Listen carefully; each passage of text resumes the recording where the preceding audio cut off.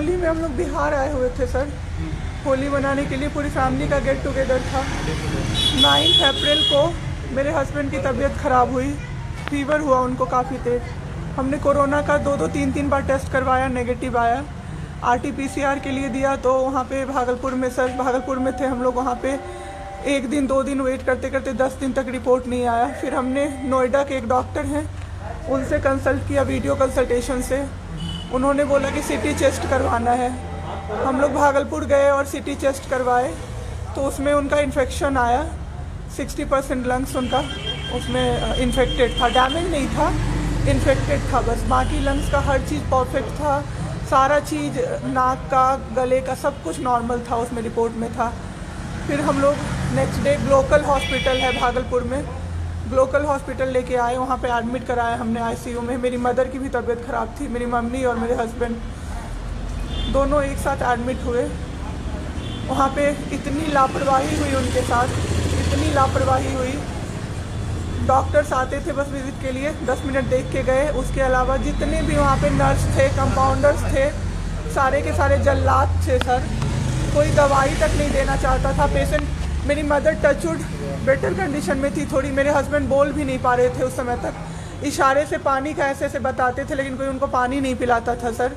वो मुझे हार के फ़ोन करते थे कि पानी पिला दो।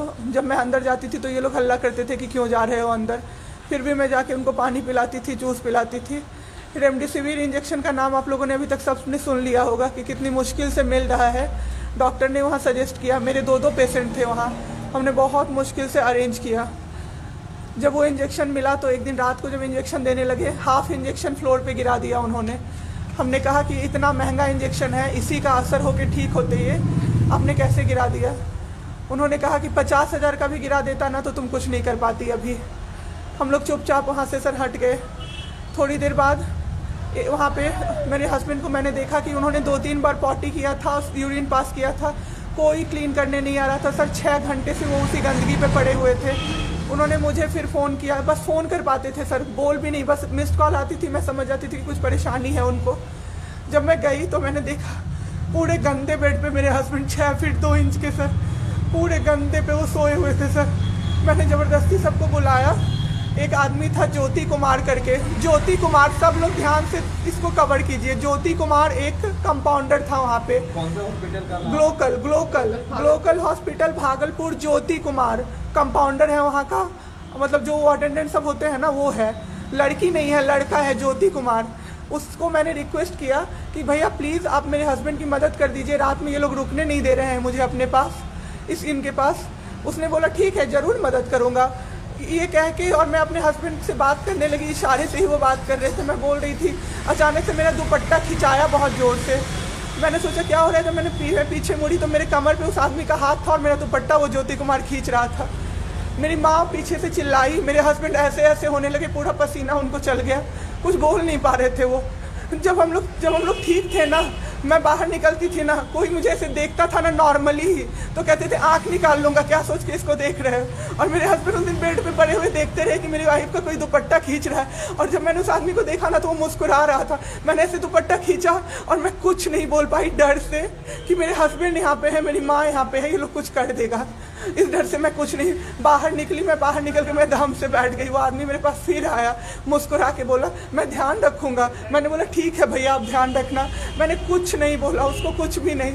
2-3 दिन बाद ऐसे ही कोई सुविधा नहीं, कुछ नहीं। मेरे हस्बैंड की तबीयत उस दिन से बिगड़ी जब रात के 2 बजे में मेरी मदर के बगल वाले बेड पे एक अंकल, मास्क उनका हट गया था और वो अंकल चिल्ला के नर्स को बुला रहे थे और मेरी मम्मी चिल्ला रही थी जल्दी आइए ये मर जाएंगे, जल्दी आइए ये मर जाएंगे। कोई नहीं आया और अंकल ने दम तोड़ दिया। ऐसे 3-4 लोग उस 2-3 दिन के अंदर दम तोड़े हैं बिना केयर के, बिना नर्स के आए। सारी नर्स टेबल कुर्सी लगा के सो जाती थी, कहती थी पागल हो गए हैं हम ही, अब मर जाएंगे इस कोरोना के चक्कर में, अब तो क्यों जॉब कर रहे हो, छोड़ दो, आपकी जगह कोई और आ जाएगा। उसके बाद वहाँ से बाईपैप वहाँ उस हॉस्पिटल में नहीं अवेलेबल था। मेरे हस्बैंड की तबीयत एक दिन बहुत ख़राब हो गई, उन्होंने मायागंज रेफ़र कर दिया, भागलपुर मायागंज हॉस्पिटल। हम लोग जब भी मायागंज आए, मायागंज की और हालत ख़राब। ICU में 4 बेड था। मेरे हस्बैंड के बगल वाले बेड पे 4 लोग 6 से 7 घंटे में 4 लोग ख़त्म हुए। क्यों ख़त्म हुए? वो नर्स को बुला रहे थे, सिस्टर आ जाओ, दिक्कत हो रही है, दिक्कत हो रही है, और सिस्टर नहीं आती थी। एक अंकल तो बुलाते बुलाते उलट के गिर गए, पूरा सर फूट गया, ब्लड और मर गए वो अंकल वहीं पे। इतना मेरे हस्बैंड डर गए। शाम होते होते मेरे हस्बैंड की तबीयत अचानक से ख़राब होने लगी, पूरा ये सब ड्राई हो गया, एक लेयर वाइट कलर का जम गया उनके ऊपर, बहुत ज़्यादा तबीयत ख़राब हो गई। हम लोगों को समझ भी नहीं आ रहा था कि हो क्या रहा था। अचानक से मेरे दिमाग में आया ना, डॉक्टर को कम से कम 5-6 बार मेरी बहन बुलाने गई है, क्योंकि कोई डॉक्टर था ही नहीं ड्यूटी। कब हुई आपके हस्बैंड की डेथ? परसों। सुनिए मेरी बात, पहले पूरी कहानी मेरी सुनिए। मेरी बहन 5-6 बार गई है बुलाने डॉक्टर को मायागंज में, तो डॉक्टर क्या कह रहे हैं, यार रात में भी सोने नहीं दोगे, रात में भी सोने नहीं दोगे। जब हमने देखा जाके सर, तो लाइट ऑफ, इमरजेंसी के नाइट डॉक्टर्स का लाइट ऑफ, और सब नीचे बिछा के मूवी देख रहे हैं और सो रहे हैं, और दरवाज़ा तक नहीं खोला सर। मेरे हस्बैंड की ऐसी हालत हुई, जब मेरी दीदी बहुत जाके चिल्लाई, तब एक डॉक्टर आए वहाँ से, तो उन्होंने देखा क्या कि मास्क, उन्होंने ऐसे मास्क लगा होता है ना, उसमें एक ऑक्सीजन सप्लाई का पाइप होता है ना, वो पाइप ही नहीं लगाया था सर, बस मास्क लगा के छोड़ दिया था, ऑक्सीजन सप्लाई आ ही नहीं रहा था। जब बहुत कम हो गया तब वो डॉक्टर आए और पाइप लगाया, मेरे हस्बैंड तुरंत में जिंदा हो गए। उसी दिन से उनके दिमाग में वो ऑक्सीजन की किल्लत का डर बैठ गया सर। बहुत 7 घंटे बिना ऑक्सीजन के रहे सर, लड़ते रहे। फिर उस दिन इतना वो डर गए, वो बोले नहीं अब हमको कहीं बाहर लेके चलो। दिल्ली में सर हमने बेड का किया, बहुत पता नहीं था, दिल्ली में कहीं भी जगह नहीं था। हम पटना आए, राजेश्वर हॉस्पिटल में सर पटना आए। यहाँ पे इन्होंने कहा आईसीयू में अटेंडेंट नहीं अलाउड है, नहीं जाओगे आप। मेरे हस्बैंड रोने लगे कि मेरी वाइफ को बस भेज दो, वो रहेगी तो मैं ठीक हो जाऊंगा। इन लोगों ने नहीं अलाउ किया सर। आज मैंने देखा एम्बुलेंस से हम लोग भागलपुर से पटना आए थे राजेश्वर, रास्ते में उनको 3 बार पॉटी हुई थी सर। उसी गंदे बेड पे उनको 4-5 घंटे राजेश्वर में सुलाया रहा। मैं 10 बार जाके बोली बाहर से कि सर प्लीज़ बेड क्लीन कर दीजिए, वो हम लोग देख लेंगे ना। एक डॉक्टर निकले, मैंने बोला, वो मेरे हस्बैंड अंदर से ना बोल नहीं पा रहे थे, अंदर से ऐसे कर रहे थे, बुला रहे थे सबको। मैंने कहा सर वो बुला रहे हैं किसी को बाहर से, तो एक डॉक्टर मुझे कहता है अरे छोड़िए ना, वो छोरा तो ऐसे ही बौखला रहा है जब से आया है। मैं उस समय कुछ नहीं कर पाई सर। उसके बाद उनका ऑक्सीजन लेवल जब 37 हो गया, तब मेरे साथ मेरी दीदी थी, मेरे जीजा जी थे और मेरे जेठ थे। तब मैंने अपने जीजा जी से बोला कि अब मेरे से नहीं रहा होगा, मुझे किसी तरह से अंदर भिजवाइए। तब उन्होंने ज़बरदस्ती मुझे अंदर भेजा और 37 से 74 मैंने कर दिया 10 मिनट में। मेरे बाबू का ऑक्सीजन लेवल मैंने बढ़ा दिया।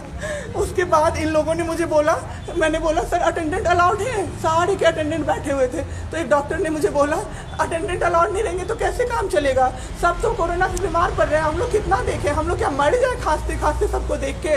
बैठिए चुपचाप और देखिए। 15 दिन तक सर एक टेबल पे एक लगातार मैं बैठी हूँ। आज 1 महीना पे मैंने ब्रश किया है सर, 1 महीने पे ब्रश किया है मैंने। बाबू को बहुत ठीक कर दिया। इतना स्ट्रॉ लगा के सर, मास्क के अंदर से स्ट्रॉ लगा के बाबू को मैंने जूस, दाल, रोटी सब कुछ पिलाया सर।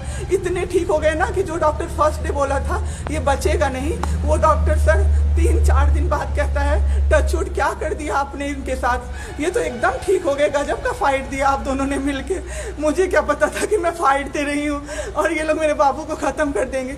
इतना ऑक्सीजन का किल्लत सर, मेरा बाबू डर गया बहुत ज़्यादा। ऑक्सीजन सिलेंडर देखता था और कहता था हाँ वो ख़त्म हो जाएगा, वो ख़त्म हो जाएगा। मैं कहती थी नहीं ख़त्म होगा बाबू। 1.5 घंटे के लिए सर ऑक्सीजन सप्लाई बंद रहता था। बाद में हमें पता चला ये लोग ब्लैक मार्केटिंग कर रहे हैं अंदर में ऑक्सीजन सिलेंडर का।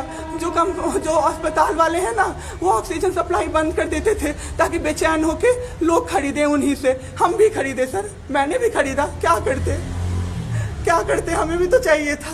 परसों सर सुबह में हमारे पास एक ही सिलेंडर था, पाइपलाइन बंद हो गया। मेरे हस्बैंड को बाईपैप लगा हुआ था, उनको 2 सिलेंडर से जाना था, एक ही सिलेंडर था। सिलेंडर मांगते मांगते कहीं नहीं मिला सर, मेरे हस्बैंड ख़त्म हो गए। सर, मेरा बाबू चला गया हमको छोड़ के। आपके साथ यहाँ पे भी सर, यहाँ पे राजेश्वर में डॉक्टर अखिलेश गंदे इशारे कर रहा था मुझे सर। चलता था ना तो मुझसे सट के क्रॉस करता था सर। मैं इग्नोर कर देती थी कि मेरा हस्बैंड है यहाँ पे, वरना अगर बाहर होता चप्पल खोल के मैं मारती सर ऐसे इंसान को। वहाँ पे मायागंज हॉस्पिटल में डॉक्टर्स, कोई भी डॉक्टर नहीं आता है, कोई सीनियर डॉक्टर नहीं, जूनियर डॉक्टर नहीं, और पेशेंट की सिर्फ एंट्री कर देते हैं कि फिजियोथेरेपी किया गया। ये मेरे बाबू नाक का क्या करते हैं, नेबुलाइज किया गया, 4 बार नेबुलाइज किया गया, कोई चीज नहीं होती है, सिर्फ पेशेंट की एंट्री कर देते हैं। एंट्री सब किया हुआ रहता है कि ये बड़े डॉक्टर आए, ये बड़े डॉक्टर आए, उन्होंने पेशेंट को देखा, नेबुलाइज किया, फिजियोथेरेपी हुआ, पेशेंट को कुछ नहीं, मतलब सीपैप पे पड़ा हुआ पेशेंट, और उसको देखने के लिए 24 घंटे में कोई नर्स नहीं आती है, रूम बंद करके, और सब सोते रहते हैं। दरवाजा ठकठकाइएगा तो चिल्ला के बोलेगी दूर भागो यहाँ से, कोरोना पेशेंट के यहाँ से आई हो, हम लोग अभी रात में नहीं आ सकते, हम लोग क्या मर जाए पेशेंट के लिए? कोई नहीं आता है, कोई नहीं आता है देखने के लिए किसी को। ये लोग पटना में हम तो 26 तारीख को आए पटना। मैम आपके साथ जो ये सब हुआ है, गलत हुआ है, इसकी शिकायत आपने किसी को की है? अभी किसको करे सर, परसों तो मेरा बाबू गया है। परसों शाम आप क्या चाहती हैं सरकार से? क्या अभी सबसे पहले तो मैं चाहती हूँ कि सारे जगह ये, सबसे पहले तो मुझे कोई प्लेटफॉर्म मिले जिस पे मैं ये बोल सकूँ टीवी पे जाके, ताकि लोग बचें। अब जिसके साथ जो हो नहीं हो तो सेकेंडरी है, हमारे जैसे जो लोग उसमें पड़े हैं ना, जो ये छोड़ के भूल जाते हैं कि पेशेंट का ख्याल डॉक्टर्स रखेंगे, वो जाके अपने पेशेंट का ख्याल रखें, नहीं तो सब मर जाएंगे सर, सब मर जाएंगे। एक डॉक्टर एक दिन आए राजेश्वर में, कहते हैं अरे ये बेड अभी तक नहीं खाली हुआ है, मतलब ये आदमी अभी तक नहीं मरा है। एक आदमी के बारे में आप सोचो सर जरा सा, आप सोचो सर जरा सा। मेरे हस्बैंड को वेंटिलेटर पे नहीं रखा सर, वो शायद बच जाते। और जब मेरी एक फ्रेंड है डॉक्टर, उसने बात की कि आपने वेंटिलेटर पे क्यों नहीं रखा, तो झूठ कह रहे हैं कि फैमिली वालों ने मना किया। हमें कोई सजेशन नहीं दिया, कोई सजेशन नहीं, आप रख सकते हो, कुछ भी नहीं सर। अगर ये वीडियो पसंद आई और वह बिहार के राजनीति और बिहारियत से सरोकार रखेनी तो सब्सक्राइब बटन दबा के चैनल के सब्सक्राइब कर ली। ओजे एगो घंटी बा, ओकरा बटन दबा देला से कुल सटीक और मारक खबर रुआ मुफ्त में मिल जाई। अगर रुआ पत्रकारिता के हमनी के नया प्रयोग में सहयोग कर चाहतानी तो ज्वाइन बटन दबा दी। पेटीएम नंबर नोट कर ली 9386816700। धन्यवाद।